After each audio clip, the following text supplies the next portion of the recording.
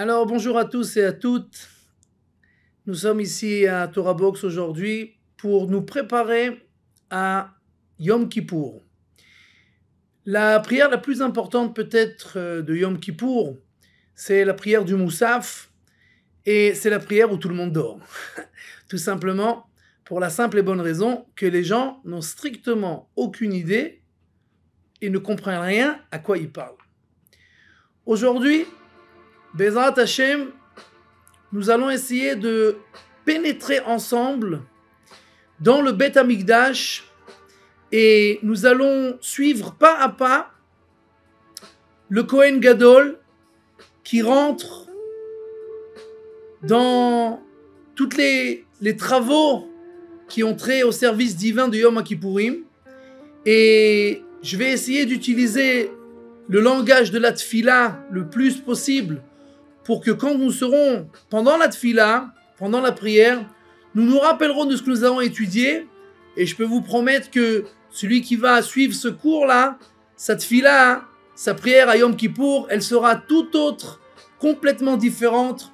Nous allons passer pas à pas, étape après étape, toutes les parties de la prière, du Moussaf en fait, qui est en fait le service divin de Yom Kippourim.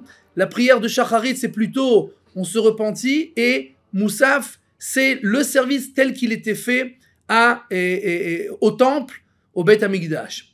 Nous commençons 7 jours avant Yom Kippourim. Le grand prêtre était retiré de sa maison, on le prenait dans un endroit qui s'appelait Lishkat Palhedrin, dans le Beth Amikdash, et là-bas, il se préparait au service de Yom Kippourim. On lui amenait tous les ustensiles qu'il allait utiliser pendant le jour saint, et il s'entraînait en fait pendant toute l'année. Le Kohen Gadol, il fait ce qu'il veut en fait au Beth Amikdash. S'il veut travailler, il travaille. S'il veut pas travailler, il travaille pas. Il veut offrir les sacrifices, il offre. S'il veut pas, il offre pas. Il décide, il est comme un roi, il fait ce qu'il veut. Mais pendant ces 7 jours, c'est lui qui doit travailler, offrir le korban atamid, le sacrifice qu'on offrait le matin et le soir, et faire l'encens et allumer la menorah, etc. Il se préparait en fait pour être prêt à tous les travaux qu'il devra faire pendant Yom Kippour. La veille de Kippour, le matin, on le mettait Béchar à Mizrach, à la porte de l'Est, et on faisait passer devant lui tous les sacrifices qu'il allait offrir le lendemain, pour qu'il soit habitué et pour qu'il fasse un certain ordre dans sa tête pour savoir quel sacrifice est avant, quel sacrifice est après, etc.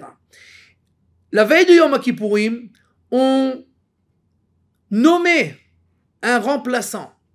Il arrivait que le Kohen Gadol pouvait devenir impur, et donc bien entendu il ne pouvait pas continuer le service divin. Et des fois, malheureusement, surtout pendant le deuxième temple, le Kohen Gadol mourait le jour de Yom Kippourim, tout simplement, comme nous le savons, pour avoir un peu de kavod. Alors les gens sont prêts à payer très cher, et les Kohanim Gdolim n'étaient pas toujours des grands tzadikim au temps du deuxième temple, et ils achetaient la Keuna Gdola. Des fois ils n'étaient même pas des Kohanim, et donc quand ils rentraient dans le Saint des Saints, ils périssaient, et donc on avait besoin d'un remplaçant.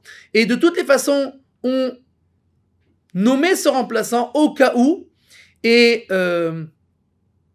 de la même manière qu'on nommait un remplaçant, d'après Rabbi Yehuda, on lui prenait aussi une autre femme au cas où sa femme mourrait, puisqu'il est écrit Vechiper be'ado ou ve'ad beto, il devra demander pardon pour lui et sa maison. C'est-à-dire sa maison, c'est sa femme, et donc s'il n'est pas marié, il ne peut pas faire le service divin, de la même manière que le Shaliach Tzibour, à Yom Kippour, il doit être marié, il ne peut pas être célibataire.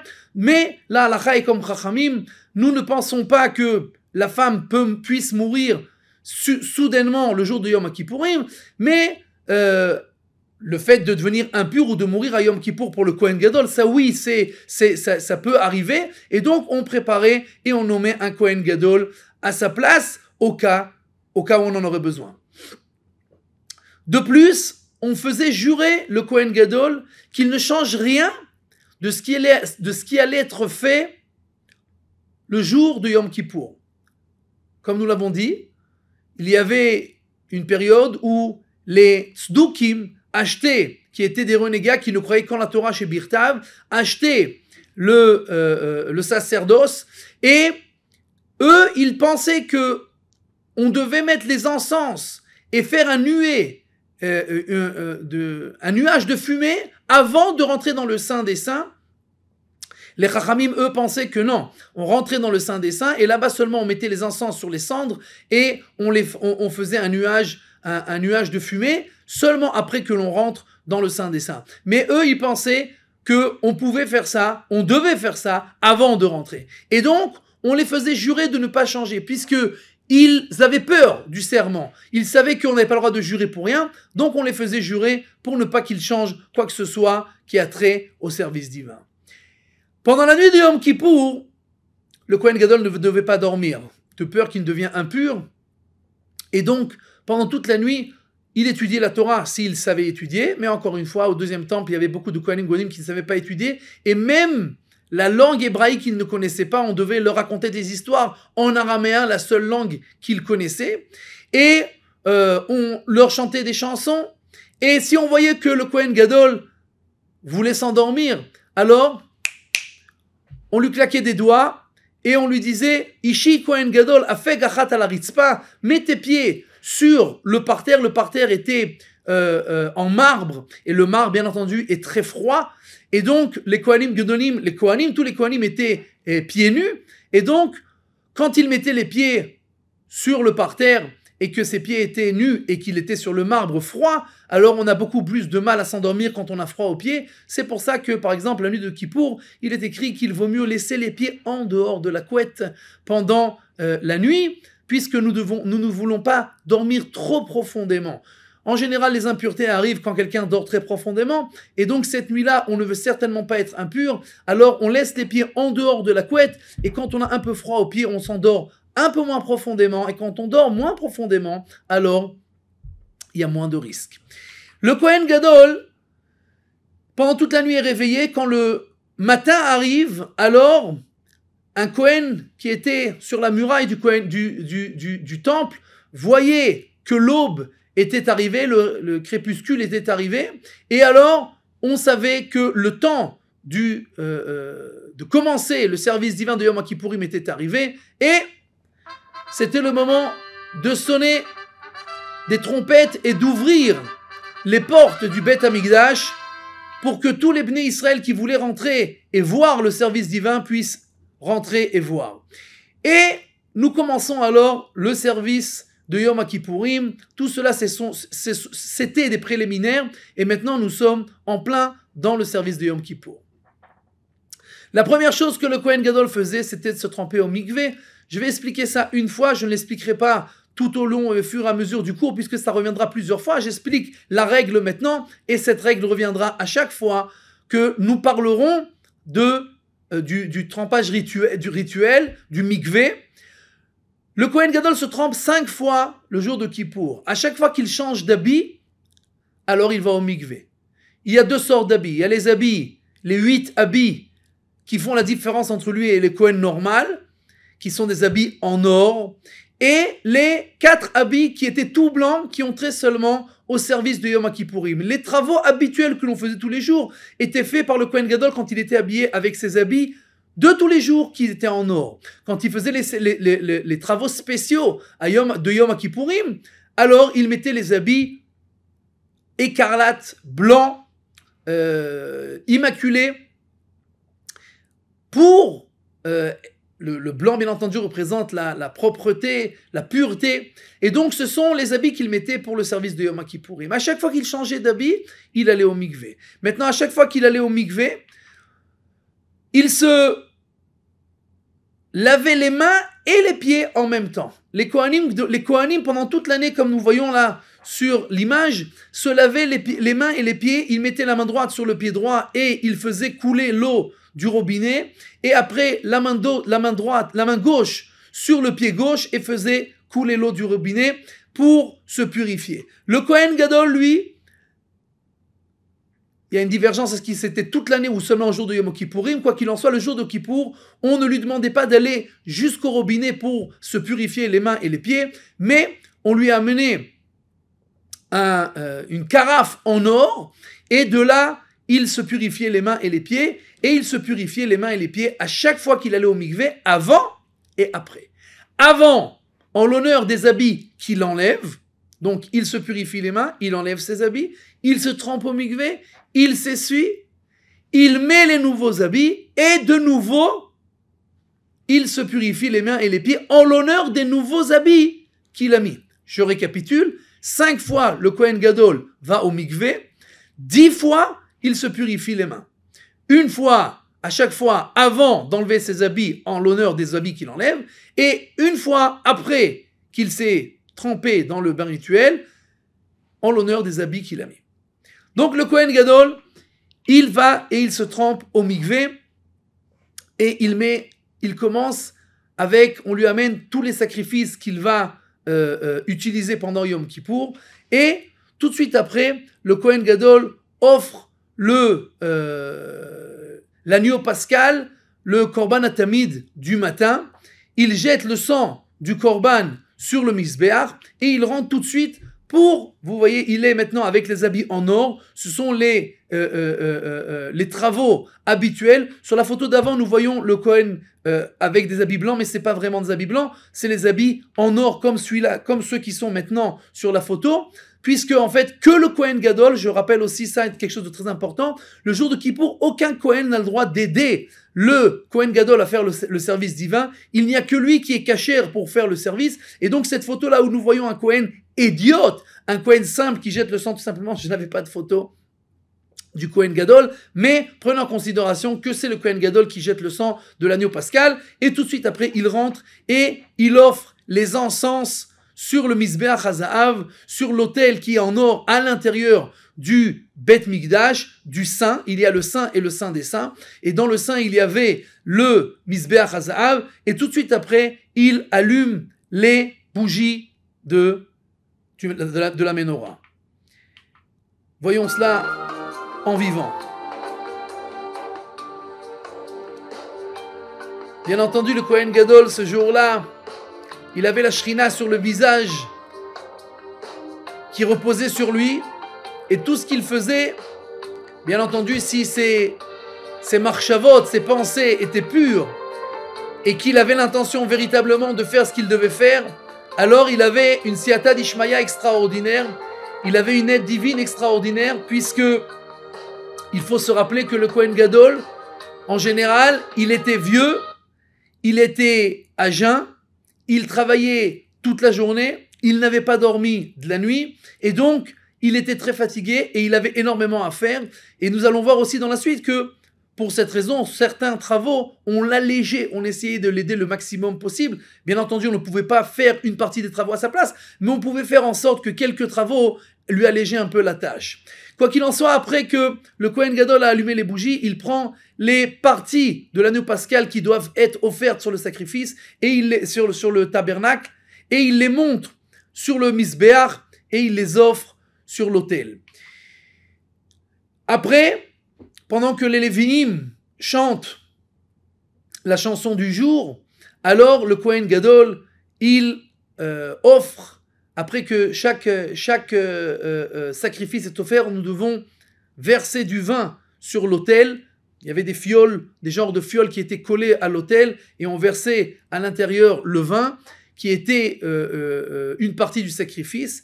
Et avec cela, le Kohen Gadol en fait avait terminé la première partie du travail, c'est-à-dire la partie qui était du travail habituel, journalier, de tous les jours. Korban Atamid, l'encens, les bougies qu'on devait allumer, ce sont les travaux qu'on faisait tous les jours. À partir de maintenant, vous voyez sur la photo, le Kohen Gadol est avec des habits blancs.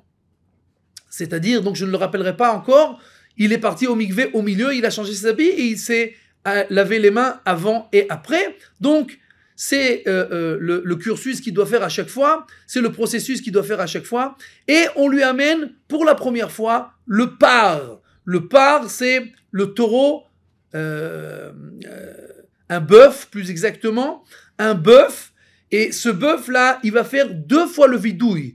Il va se repentir 2 fois et mettre ses mains sur ce bœuf-là. La première fois, ce sera pour se repentir lui-même, parce que avant de pouvoir aider les autres à se nettoyer, il faut d'abord être propre toi-même.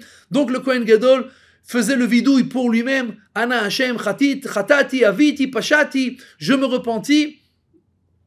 Et tout de suite après, on lui amène les deux génisses qui vont être l'essentiel du travail de ce jour-là. La première génisse, elle sera pour un sacrifice, et l'autre qu'on enverra au diable, et très exactement, et comme nous le verrons plus tard, qu'est-ce que ça veut dire qu'on l'envoie au diable? Quoi qu'il en soit, on lui amène ces deux génisses qui devaient être égales, qui devaient avoir le même aspect, la même taille, la même couleur, et on devait les acheter en même temps. Tout ça, c'est que les khatri là, c'est que a priori, a fortiori, si on n'a pas trouvé, alors toute génisse, ça passe, mais on essaye d'acheter exactement les mêmes génisses. Et alors, on lui amène une urne avec 2 morceaux de bois, eshkeroa, c'était un bois spécial très cher, et après, ils ont été faits en or plus tard. Et, comme vous le voyez sur l'image, nous voyons aussi 2 languettes rouges qu'on allait utiliser pour mettre sur ces 2 génisses, comme nous verrons plus tard. Le Kohen Gadol, on lui amène cette urne, il rentre les mains dans l'urne et, sans regarder, il sort les 2 morceaux de bois. Sur l'un, il y a écrit l'Hachem, pour Dieu, c'est la génisse qui allait être offerte en sacrifice, et sur l'autre, il y a écrit la Azazel, et c'est la génisse qu'on enverra au diable. Le Kohen Gadol met les 2 mains. Asgan mimino rosh bet av mismolo, à sa droite il y a le sgan, le remplaçant, et le second, et à sa gauche il y a le rosh bet av. Les Kohanim étaient répartis en 24 groupes qui se changeaient toutes les semaines. Chaque semaine il y avait un groupe de Kohanim qui venait. Ce groupe-là lui-même était réparti en 7 jours, d'accord, et chaque jour c'est un bet av. Et le rosh bet av, c'est-à-dire celui qui était à la tête des Kohanim qui travaillaient ce jour-là, il était à la gauche du Kohen Gadol. Le Kohen Gadol rentre sans regarder les mains dans l'urne, il sort les 2 morceaux de bois, et si le morceau où il y a écrit l'Hachem, il est sorti dans sa main droite, alors le Sgan, celui qui est à sa droite, lui dit Ishi Kohen Gadol Akbe Yemincha. Lève ta main que tout le monde voit que le morceau où il y a écrit l'Hachem, il est sur la droite. Si c'est sorti sur la gauche, alors dans la main gauche, alors le rosh bet av lui dit lève ta main gauche, que tout le monde voit que l'Hachem il est sorti dans ta main gauche. Et il met après ces 2 morceaux de bois sur les 2 têtes des génisses, celui qui est l'Hachem, celui qui est la Azazel, et alors maintenant il attache les languettes rouges qu'on lui a préparées déjà avant, pour la raison suivante, et de la manière suivante. La génisse qui va être offerte en sacrifice, on lui met le morceau, la languette rouge sur le cou. La génisse qui va aller, la Azazel, qu'on va envoyer au diable, alors on lui accroche, on lui attrape la languette sur les cornes. Plus tard, on se servira de ces languettes. Quoi qu'il en soit, pour l'instant, c'est ce qu'on fait. On lui attache la génisse du sacrifice sur le cou, la génisse du diable sur les cornes. Et le Kohen Gadol retourne à son bœuf et il fait de nouveau un vidouille. Il se repentit, mais cette fois, c'est pas seulement pour lui. Il fait ça pour lui et pour ses frères, les Kohanim, pour tous les Kohanim. Seulement plus tard, il se repentira une 3e fois pour le peuple juif, mais ça sera sur la génisse qui va au diable. C'est la Seir, la Azazel, c'est le 3e vidouille. Donc rappelons-nous, le Kohen Gadol va 5 fois au mikvé, 10 fois se lève les mains, 3 fois il fait un vidouille. On essaiera à chaque fois de récapituler les étapes en général. D'accord? Le Kohen Gadol, tout de suite, après qu'il a fait le 2e vidouille, il fait l'abattage rituel au bœuf. Comme vous voyez sur la photo, il y a un Kohen qui lui tient le couteau.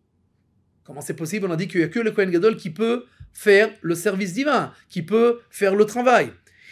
le Kohen là, il ne fait rien. Après que le Kohen Gadol a tranché la majorité des signes de la trachée et des deux organes ici, avec lesquels on mange et on respire, d'accord?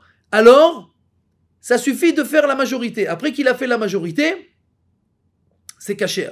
Puisque c'est kasher, le service, il est considéré comme s'il a déjà été fait, mais pour que la mitzvah, elle soit jusqu'au bout, alors l'autre Kohen qui est là pour l'aider, termine le travail. Ce n'est pas considéré comme un travail, puisque là, le travail est déjà kasher avant cela, mais pour que ce soit à 100%, alors, et pour, encore une fois, comme on l'a dit, on veut éviter au Kohen Gadol de travailler le maximum, donc on essaye de l'alléger. Donc ce qui n'est pas nécessaire et obligatoire, on donne à l'autre Kohen à le faire.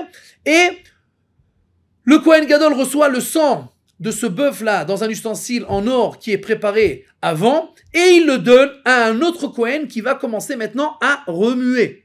Pourquoi? Parce que ce sang ne va pas être utilisé tout de suite, on l'utilisera seulement plus tard, et le service divin n'est pas kasher si le sang a déjà coagulé. Donc pour que le sang ne coagule pas, ce Kohen-là, il va commencer à remuer ce sang jusqu'à que le Kohen Gadol revienne et le prenne de lui. Le Kohen Gadol monte tout de suite sur l'autel pour prendre des braises ardentes, et tous les jours, quand on avait besoin de braises pour faire la ktoret, pour faire l'encens, alors on avait une pelle en argent, une petite, et après on faisait passer de la pelle en argent à une pelle en or. Et la raison, c'est parce que si à chaque fois on utilise une pelle en or pour sortir les braises, elle va se casser, elle va s'abîmer, ça coûte très cher et on ne veut pas dépenser trop d'argent, c'est dommage. Mais le jour de Kippour, comme on ne veut pas fatiguer le Kohen Gadol, il n'a seulement qu'une seule pelle et avec celle-là, il prend les braises et avec celle-là, il rentre. En général, la pelle était avec une manche courte. Cette fois, il a une manche longue, une manchette longue pour qu'il puisse la mettre sous l'aisselle et s'aider. Quand il attrape la pelle, c'est beaucoup plus facile. En général, la pelle, elle avait des parois épaisses. Cette fois, les parois étaient fines. Encore une fois, on essaye de faire le maximum pour que le Kohen Gadol ne se fatigue pas. En général, les Kohanim montaient du côté droite de la pente de l'ascension qui montait vers l'autel, et ils descendaient du côté gauche. Toute kol pniotecha yhu leyamin. À chaque fois, nous devons tourner du côté droite quand on est au Beth Amikdash. Aujourd'hui, le Kohen Gadol monte au milieu et descend au milieu. Deux raisons. Un, pour ne pas se fatiguer, pas faire de détour. Comme on l'a dit, on essaye de l'alléger au maximum. Et deuxièmement, le Kohen Gadol, il est comme un roi. Il n'a pas besoin de faire de détour. Il monte au milieu. C'est le respect du peuple juif qu'il est leur envoyé et que l'envoyé du peuple juif n'a pas besoin de faire de détour. Donc il monte au milieu, il descend au milieu et on lui amène tout de suite l'encens. Maintenant, la mesure de l'encens qu'il devait utiliser pour mettre sur les braises dans le Saint des Saints, comme nous allons le voir dans quelques instants, elle était la mesure de ses mains. Si c'était un grand Kohen Gadol, elle avait une grande mesure d'encens. Si c'était un petit Kohen Gadol, elle avait une petite mesure d'encens. La mesure, c'est la mesure de ses mains. Et il doit faire très attention, c'est un travail très difficile, puisqu'il doit avoir exactement la mesure de ses mains. Et si un grain d'encens n'est pas dans ses mains, ou qu'il la perd, ou qu'il tombe, et qu'il va la remettre après, il va mettre cette mesure-là qui n'est pas pleine sur les braises, c'est un grand problème et il peut même y coûter sa vie. Donc, comme on l'a dit, c'est un travail très difficile. Nous allons voir exactement comment on faisait ça. Quoi qu'il en soit, nous le voyons ici sur l'image, il y avait cet ustensile spécial. Après qu'il avait exactement la mesure de sa main, il rentrait l'encens dans cet ustensile en or. Et comme nous le voyons, le Kohen Gadol à côté, le Kohen qui a reçu le sang, il est encore en train de mélanger ce sang-là, de tourner avec une cuillère pour que le sang ne coagule pas. Et le Kohen Gadol a posé la pelle avec les braises à côté de lui, à côté de ce Kohen-là. Après qu'il s'est préparé et qu'il a pris les encens dans cet ustensile en or, alors maintenant, il rentre dans le Kodesh HaKodashim. D'un côté, comme nous le voyons sur la main droite, il a la pelle avec les braises ardentes. dans la main gauche, il a les encens. Tout le monde est maintenant stressé parce que c'est le moment crucial. Est-ce que le Kohen Gadol va réussir à faire ce travail-là? Est-ce qu'il va rester en vie? Est-ce qu'il va arriver à, techniquement, à faire le service, 2, à ne pas avoir de mauvaises pensées, 3, peut-être que c'est un tzedouki et qu'il va mal faire le travail. Tout le monde est stressé et on attend. Et le Kohen Gadol rentre dans le Kodesh HaKodashim. Et nous rentrons avec lui dans le Kodesh HaKodashim. Le Kohen Gadol est le seul qui a le droit de rentrer dans le Saint des Saints une fois par an. Et au moment où il rentre dans le Saint des Saints, il est aussi le seul qui a le droit d'être. Il n'y a personne qui a le droit d'être même dans le Saint. Maintenant, au bout du Saint des Saints, comme vous l'avez vu sur le petit film, ça a été coupé. Au bout du Saint, il y avait 2 rideaux. Un qui était tiré du côté sud, un qui était tiré du côté nord. Maintenant, du côté sud, le Kohen Gadol allait rentrer dans le Saint et il allait vers le sud. Là-bas, il rentrait entre les deux rideaux, comme vous le voyez ici, avec la pelle et les encens dans sa main droite, dans sa main gauche. Il marche entre les 2 rideaux jusqu'à qu'il arrive au bout du côté nord. Là-bas, il se retourne. Il a les yeux en bas, il ne regarde pas, bien entendu, ce qui se passe dans le Saint des Saints. On n'a pas le droit de regarder l'arche saint et les chérubins, etc., tout ce qu'il y avait dans le Saint des Saints.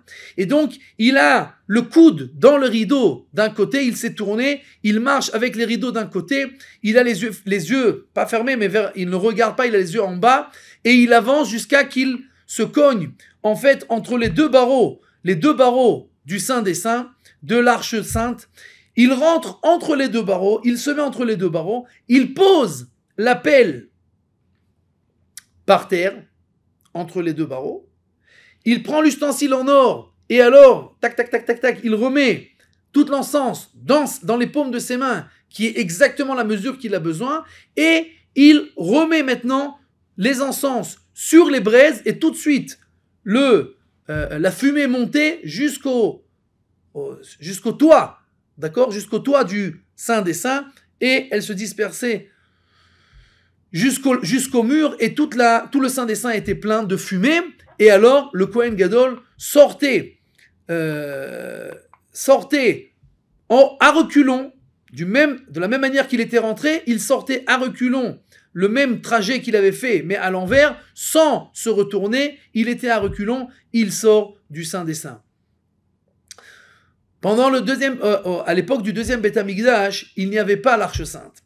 Et donc, le Kohen Gadol ne posait pas la pelle avec les braises entre au milieu, entre les 2 bâtons qui tenaient l'arche, puisqu'il n'avait pas d'arche, mais il mettait la pelle sur ce qui s'appelle Even Ashtaya. Even Ashtaya, c'est en fait, la Gemara nous dit dans Masechet Yuma, que c'est la pierre de laquelle Dieu en fait a commencé la création du monde. Le monde a été créé de cette pierre, et donc elle était haute de 3 doigts, c'était sa hauteur, et là-bas le Kohen Gadol posait la pelle et faisait ce travail-là de l'encens de Yom Kippourim, et dès qu'il avait terminé, il sortait, comme on l'a dit, à reculons, et il priait Tfilah Ktsara, il priait une prière courte, il priait que les femmes qui étaient enceintes n'avortent pas, et que si c'est une année qui devait être sèche, alors qu'il y ait la pluie, et que si quelqu'un est coincé sur la route et qu'il pleut, alors que Dieu n'accepte pas, entre guillemets, sa prière, qu'il demande qu'il n'y ait pas de pluie parce qu'il est sur le chemin, puisque tout le monde a besoin de la pluie, lui il n'en veut pas de cette pluie puisqu'il est en chemin, mais tout le monde a besoin de cette pluie, alors que Dieu n'accepte pas sa prière. Il y a des raisons pourquoi spécifiquement ces prières-là. Quoi qu'il en soit, le Kohen Gadol prie court. Pourquoi ? Il ne veut pas faire peur au peuple. Le peuple est dehors, il attend. On veut savoir que le Kohen est en vie, que le service a été fait. Alors il se dépêche le maximum, le plus vite possible. Il termine cette prière-là et il sort dehors pour rassurer tout le monde qu'il a réussi. Dès qu'il sort, il prend le sang du Kohen qui remuait le pauvre, j'espère qu'il n'avait pas eu d'écran pour l'instant, quoi qu'il en soit, le Kohen Gadol prend le sang et re-rentre de nouveau dans le Saint des Saints. Et cette fois, il utilise le sang du bœuf pour le jeter keneged akaporet. Il jetait, il faisait des ablutions de sang vers l'Arche Sainte. Il n'essayait pas d'atteindre véritablement l'arche elle-même, mais d'arriver au niveau de la kaporet. La kaporet, c'est le couvercle. C'était aussi un travail très très difficile qu'on nous verra dans un instant. Et comment il faisait ça? Il faisait un en haut et 7 en bas. Donc il comptait 1, après 1 et 1, 1 et 2, 1 et 3, 1 et 4. Qu'est-ce qu'il faisait? Comme nous voyons, la première, il la faisait vers le haut. C'est-à-dire, il jetait le sang vers le haut qui devait atteindre, c'était un travail très difficile, qui devait atteindre le niveau du couvercle de l'Arche Sainte et tomber par terre. C'est-à-dire, il jette, ça vole au niveau du couvercle et ça tombe devant l'Arche Sainte. Et après, il allait en reculons et il faisait pas vers le haut, mais vers le bas. Il faisait 7 ablutions. 1, 2, 3, et il allait en reculons. Et au final, il devait avoir 8 gouttes de sang en ligne. Exact, droite. Pas facile. Et tout ça entre les 2 barreaux de l'Arche Sainte. Donc, achat lemala, vesheva lemata. Les Mekoubalim expliquent que achat lemala, c'est la bina, c'est la shrina. Et en fait, sheva lemata, les 7 qui sont en bas, ça représente les 7 jours de la création, ça représente ce monde-là. Et en fait, le Kohen Gadol, en fait, annule tout ce monde-là au service divin. Achat, c'est Akadosh Baruch Hu, c'est la shrina. Achat ve'achat, le premier jour, il est connecté avec le achat, avec Akadosh Baruch Hu. Le deuxième jour aussi. Le troisième jour aussi. Achat ve'achat, achat u'shtaim, achat ve'shalosh. Tout est connecté à Akadosh Baruch Hu, tout est annulé à Akadosh Baruch Hu. Le Kohen Gadol court et prend la génisse qui devait offrir pour Akadosh Baruch Hu. Il l'égorge, il prend son sang et il re-rentre encore une fois pour faire l'ablution du sang de la génisse dans le Saint des Saints. Après qu'il a fini avec les 2 ablutions, la première du bœuf et la deuxième de la génisse, il sort dehors. Dehors, devant le rideau du Saint des Saints, il y avait un endroit où il pouvait poser ces 2 ustensiles avec le sang. Il reprenait le sang du bœuf et il faisait encore une fois achat lemala vesheva lemata. Il jetait une fois en haut, 7 fois en bas. Encore une fois, il n'essayait pas d'atteindre le rideau, mais c'était encore une fois, ça arrivait devant le rideau, pouf, et ça tombait par terre. Et encore une fois, il devait faire une ligne. Quoi qu'il en soit, la Gemara nous raconte que quand les Romains sont rentrés dans le temple, alors il semblerait qu'il y avait une chita que le sang est arrivé véritablement sur le rideau puisqu'ils ont vu les taches de sang sur le rideau et ils pensaient, entre guillemets, que Dieu en fait saignait, que le temple, Dieu avait été blessé comme si c'était possible, que Dieu était blessé. Mais quoi qu'il en soit, nous voyons là-bas qu'il y a possibilité que le sang arrivait sur le rideau. Donc, récapitulons. Le Kohen Gadol a jeté le sang du bœuf 8 fois à l'intérieur, le sang de la génisse 8 fois à l'intérieur, après sur le rideau 8 fois le sang du bœuf et après 8 fois le sang de la génisse. Après qu'il a fini avec ça, il prend les 2 ustensiles, comme on fait pendant les Sheva Brachot, quand quelqu'un se marie, on prend 2 verres de vin et on les mélange 2 fois, alors il prend le sang du bœuf et il le verse dans le sang de la génisse et rebelote pour que le sang se mélange bien. Après qu'il a fini de mélanger le sang, il vient et il arrive à l'autel qui était en or, l'autel sur lequel nous faisions les encens. Et là-bas, il fait une ablution de sang sur chaque chacun des 4 coins de l'autel. Après qu'il a fini avec les 4 ablutions sur les 4 coins, alors il nettoie le milieu de l'autel pour que l'on voit l'or, et sur le milieu de l'autel, il verse 7 ablutions de sang. Après qu'il a fini tout ça, 2 fois les ablutions à l'intérieur, 2 fois les ablutions à l'extérieur, 1 fois les ablutions sur l'autel en or, le sang qu'il reste, il le versait, comme vous le voyez, il y avait dans l'autel sur lequel nous faisons les sacrifices à l'extérieur du sein, à l'extérieur du Echal.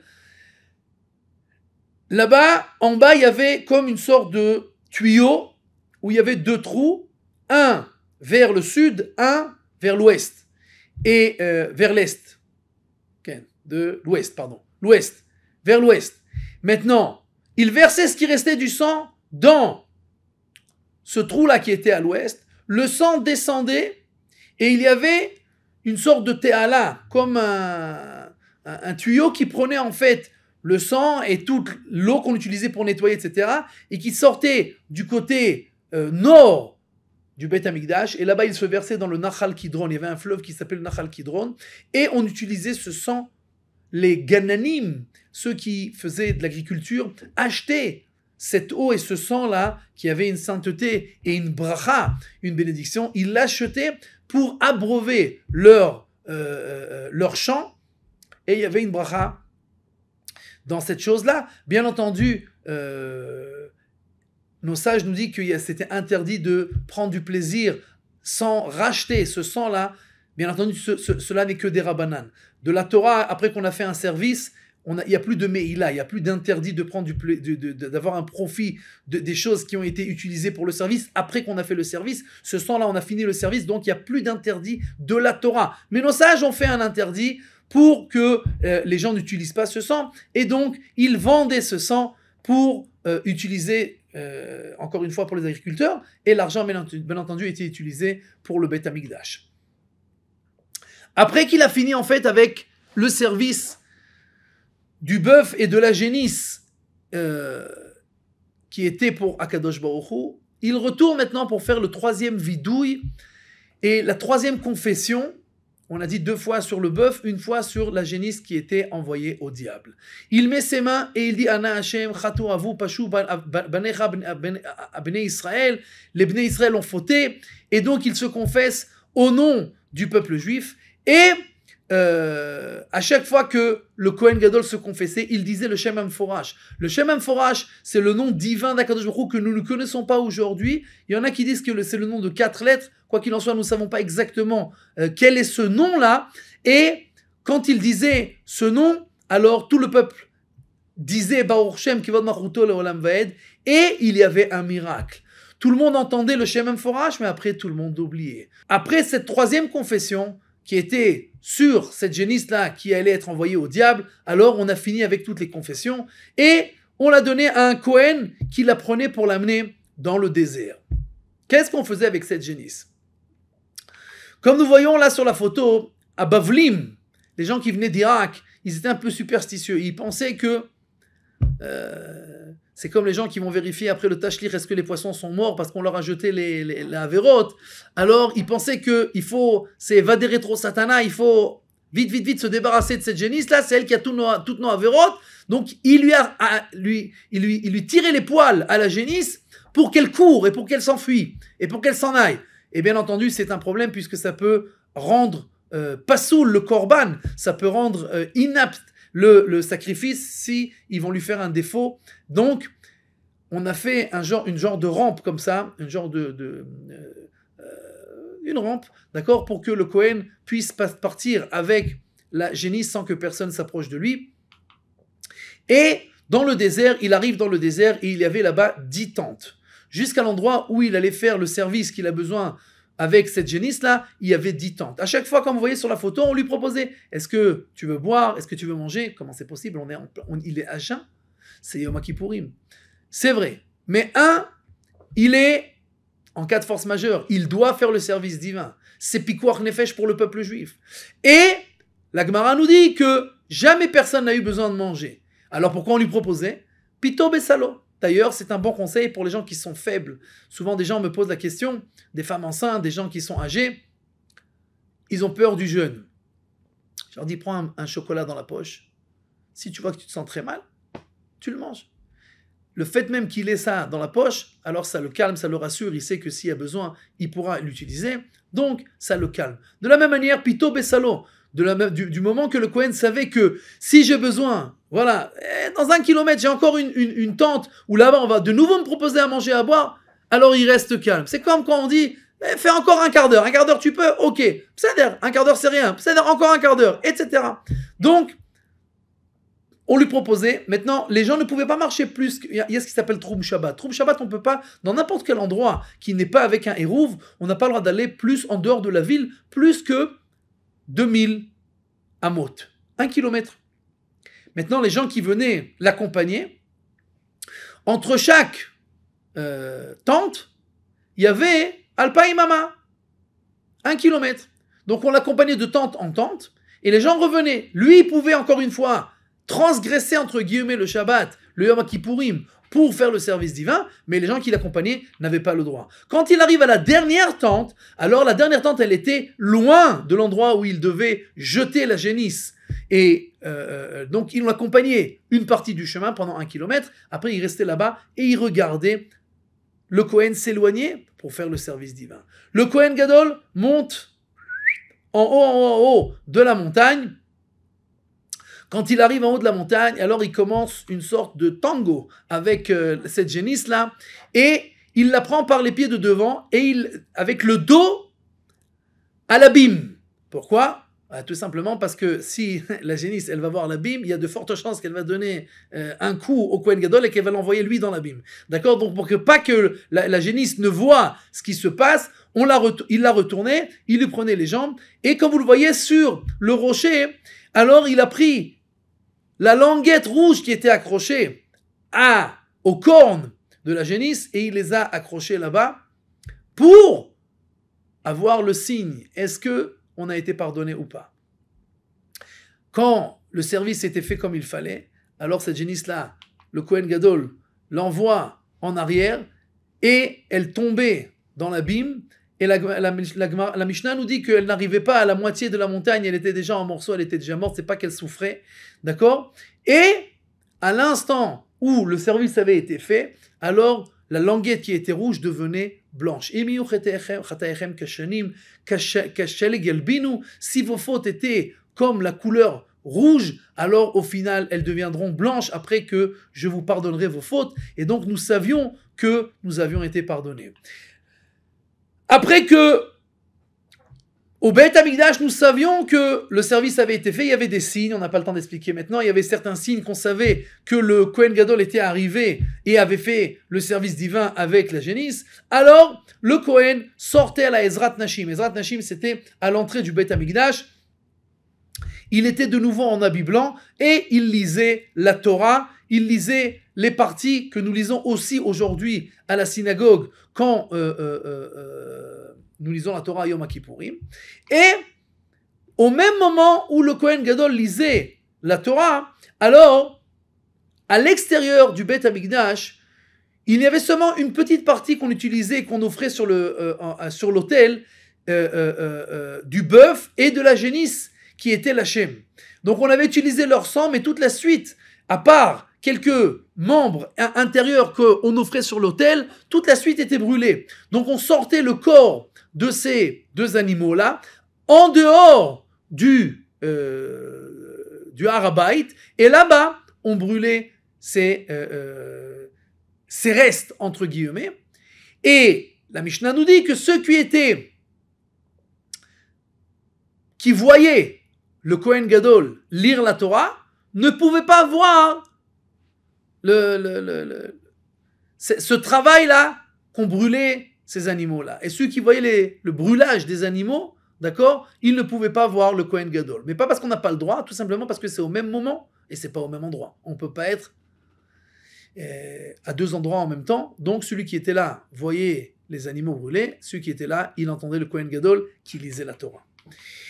Après, le Kohen Gadol terminait en fait, il offrait les sacrifices qui avaient trait à Yom Kippourim, Eilo ve Eilaam, les Shiva Kvasim Shel Moussafim, les 7 brebis du Korban Moussaf, et avec le Korban Atamid Shel Ben Arbaim, le Korban Atamid, le deuxième Korban, le deuxième agneau pascal qu'on offrait tous les jours. Cette fois, encore une fois, il est de nouveau avec les habits blancs, et avec les habits en or, mais tout de suite après, il remet les habits blancs pour rentrer. Parce que je vous rappelle que, pour l'instant, il a rentré la pelle avec les braises et l'encens dans le Saint des Saints, mais il ne l'a pas encore sorti. Maintenant, c'est le moment, après qu'il a offert le Korban Atamid et les Korbanot Moussafim, il retourne et il prend la pelle et il la sort du Beth Amikdash. Et comme nous le voyons, il remet les habits en or et il termine le service de cette journée-là. Il fait les encens, il allume les bougies pour la nuit. D'ailleurs, je crois que j'ai mal expliqué tout à l'heure quand j'ai dit qu'il a allumé les bougies. Il n'a pas allumé les bougies, il a préparé les bougies. Les bougies étaient allumées seulement pendant la nuit. Erev ad Erev, de la nuit jusqu'au matin. Erev ad Boker, de la nuit jusqu'au matin. Donc les bougies étaient allumées. Et le matin, on préparait les bougies, on nettoyait les bougies, etc. Donc ça, c'était le matin. Et le soir, après qu'il a offert les encens du Ben Arbaim, alors il allumait le candélabre pour que les bougies soient allumées la nuit. La Gemara dans Masechet Shabbat, page 22, nous dit que est-ce que Dieu a besoin d'allumer de lumière dans le tabernacle? Lui-même était la lumière, était l'éclairage du peuple juif pendant 40 ans qu'ils allaient dans le désert pendant la nuit. C'était la colonne de feu. Qu'est-ce qu'il a besoin qu'on lui éclaire le temple? Et la réponse de la Gemara, c'est que Dieu n'a strictement pas besoin qu'on lui éclaire rien du tout, mais c'est seulement le signe. L'école Ba'e Olam, c'est le signe pour le monde entier que la Shrina est dans le temple, puisque c'est la première bougie qui était allumée, Ner HaMa'aravi, elle était allumée la première et elle ne s'éteignait jamais. Seulement le Kohen Gadol, quand il a renouvelé, il l'éteignait, mais elle ne s'éteignait jamais, c'était un miracle. Et tout ça, c'était pour montrer en fait que la Shrina et les miracles étaient constants dans le Beth Amikdash, pour montrer que la Shrina était avec le peuple juif. Après que le Kohen Gadol a terminé, alors là je vous dis quelque chose que je n'ai vu écrit nulle part, ni dans la prière, ni dans la Mishnah, ni dans la Gemara, mais je n'ai aucun doute que comme tous les jours, les Kohanim bénissaient le peuple juif, il n'y a aucune raison pour qu'à Yom Kippour, ils ne bénissent pas le peuple juif. Donc Minastam, ce jour-là aussi, les Kohanim et le Kohen Gadol, avec beaucoup d'amour, les Varer Tamo Israël Be'ahava, d'accord, avec beaucoup d'amour, ils bénissaient le peuple juif. Et avec cela, on avait terminé le service de Yom Kippourim. Après que le Kohen Gadol avait terminé son service, alors il retournait chez lui, il mettait des habits princiers et il retournait chez lui. La Gemara nous raconte qu'une fois le Kohen Gadol, après qu'il est sorti et que tout le monde était autour de lui, bien entendu, c'est son jour, d'accord? Alors à leur rencontre est venu Shmaya et Aftalion, qui étaient le Nassi et le Avbedin, mais qui étaient des Bnei Gerim, c'était des enfants de convertis, mais c'était les grands de la génération. Et tout le monde, bien entendu, quand ils ont vu ces deux grands-là, ont abandonné le Kohen Gadol et ont couru vers Shmaya et Aftalion pour leur dire Shulam Aleichem, leur embrasser la main. Ce sont les grands de la génération.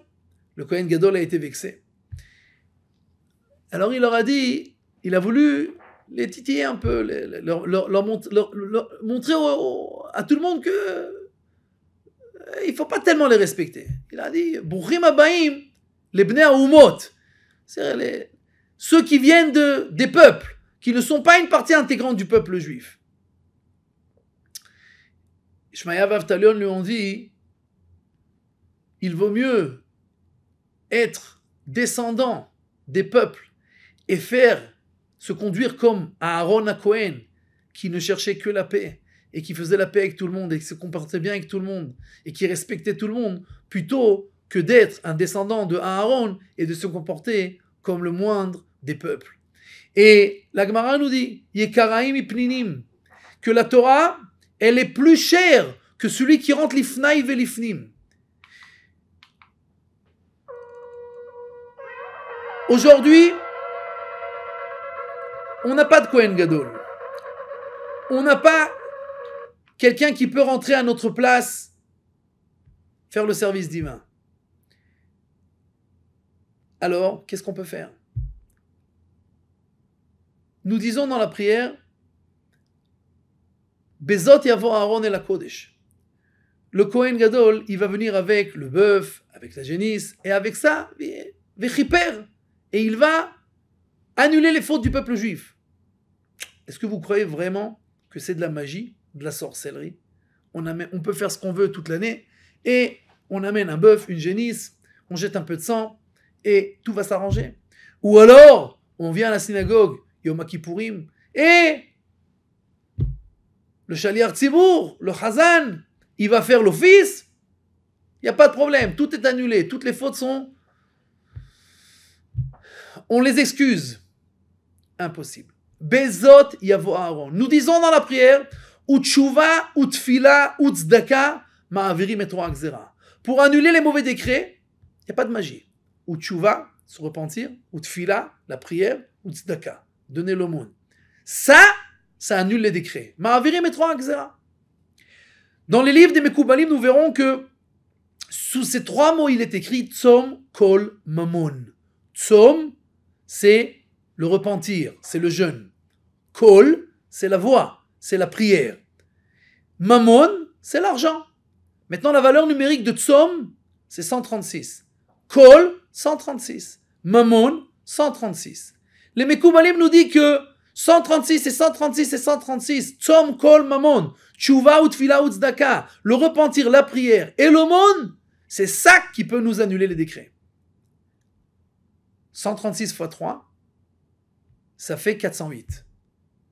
Bezot yavo Aaron. Aaron et le Shaliach Tzibour, il peut venir offrir les sacrifices, il peut faire la prière si nous derrière, il vient avec Zot.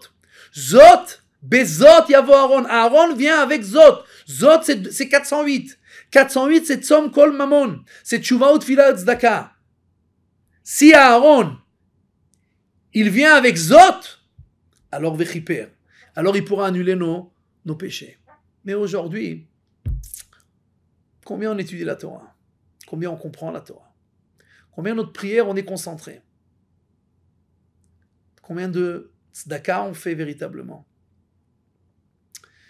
Alors, comme on l'a dit, Shmaya ve'Aftalion, il y a écrit Yekaraim ipninim. La Torah, elle est plus chère que les diamants. Mais la Gemara nous dit qu'elle est plus chère que celui qui rentre l'ifnaï ve'lifnim, qui rentre dans le sein des saints, à l'intérieur de l'intérieur. Ze Yekaraim ipninim. Elle est plus chère que les pninim, l'ifnaï ve'lifnim, celui qui rentre à l'intérieur. Et donc, aujourd'hui, on n'a pas trop de fila, trop de tzedaka, trop de tchouva. Bezot ani boteach. Vezot a Torah, cher Sam Moshe. On a la Torah. La Torah, il y a tout à l'intérieur. Quelqu'un qui étudie la Torah, alors automatiquement, ses prières, il comprend sur quoi il doit prier, pourquoi c'est important de prier, quelles sont les choses importantes de la vie. Bien entendu qu'il va se repentir. Quelqu'un qui ne connaît pas, il ne peut pas se repentir. Il ne sait même pas sur quoi se repentir. Et bien entendu qu'après qu'on comprend c'est quoi les véritables choses de la vie, alors on sait aussi dans quoi investir. Et on ne perd pas son temps dans des bêtises et on utilise son argent pour faire la tzedaka et toutes ces choses-là. Et donc, Bezot ani boteach, je peux être sûr seulement Bezot. Bezot, c'est quoi? Bezot à Torah. Zot à Torah, la Torah c'est aussi 408. Et c'est Bezot ani boteach, je peux être sûr et je peux me fier seulement à Zot. Zot c'est les 408. C'est Tshuva Utfila Tzedaka. Donc aujourd'hui, malheureusement, nous n'avons pas de Kohen Gadol. Le Shaliach Tzibour, on ne sait pas exactement qu'est-ce qu'il comprend, qu'est-ce qu'il a comme intention, qu'est-ce qu'il a comme pensée. Nous-mêmes, on ne sait pas trop quoi faire et comment faire. Donc il ne nous reste plus aujourd'hui qu'à nous renforcer dans l'étude de la Torah. Et plus on étudie la Torah, plus notre vie devient droite. Pikoudé Hashem Yesharim, mais ça me relève. Les lois de Dieu sont droites et elles rendent joyeux. Quand est-ce qu'elles rendent joyeux? Quand elles sont droites. Et quand elles sont droites, elles rendent aussi joyeux. Donc, plus on étudie les lois de Dieu, plus on étudie les préceptes divins, plus on étudie la Torah, et plus on devient joyeux. Et plus aussi, on aura de grandes chances de passer le jour du jugement. Bezrat Hashem, Ktiva vechatima tova, Psorot tovot, Kol asher tifnu taskilu vetatzlichu.